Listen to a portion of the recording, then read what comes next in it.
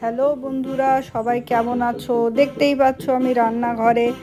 আর হঠাৎ করে যখন ডিনার কমপ্লিটলি বানানো আছে, শান বলল যে মা আমি ইটালিয়ান খাবো।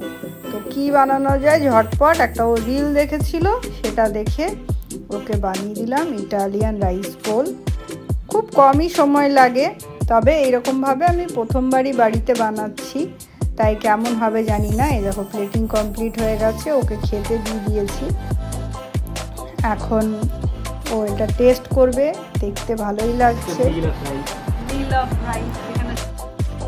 এবার খেয়ে আমাদের বলবে যে কেমন হয়েছে। তবে এর উপরে পরবর্তীকালে আরও এক্সপেরিমেন্ট আমি করবার সাহস পাবো, যদি ওর কথাতেই।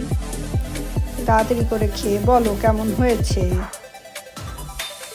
ও নিজেও ভাবছে কেমন হবে, মাকে তো বললাম।